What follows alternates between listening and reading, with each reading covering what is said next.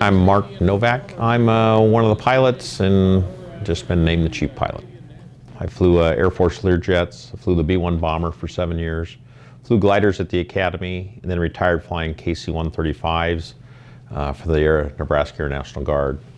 Retired in '08. I've had a World War II T-6 for 20 years and flown small airplanes for a couple years. Had always been a member of the Commemorative Air Force's B-29 squadron. Started flying FIFI in 2012. That sort of led me into having the qualifications to come here and fly Doc. I tell everybody that Mr. Boeing builds his airplanes the same. So my almost 2,000 hours of KC-135 time, which is a 707, the planes are designed only 12 years apart, so the flight controls are the same. Now, of course, you had jets on one side, props on the other. The great thing about the B-29 is they give us a flight engineer. He does all the hard work. I just get to drive the boat up front. I did probably 4 or 5 air shows last year. First air show I went to was the Whiteman Air Show.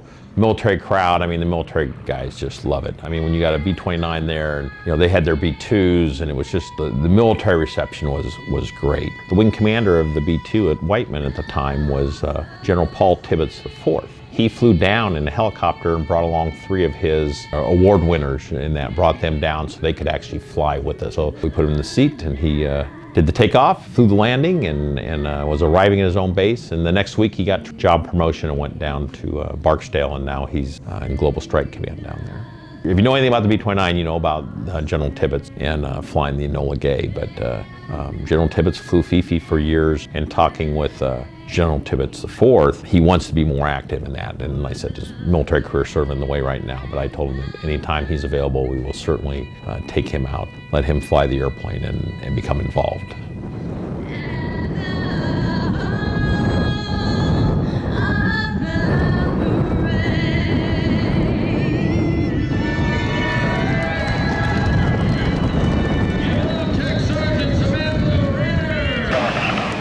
The number of people that will run to cross the ramp to look at the airplane just to start when we start engine. In fact, there's people asking, can you just start an engine? I just want to see an engine start type of things.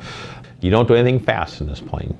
Once we get the crew together, it's a good 15 minutes before we're ready to start engines. Starting the engines usually takes another 10 minutes. And then you got to let the oil warm up, is another 5 minutes. And so by the time you get down to the end of the runway, then at the end of the runway, we sit there and we run up the engines to make sure that the propellers are working and all that, so that takes time. So usually the first flight of the day takes about 45 minutes from when you sit down in your seat to when you're actually airborne.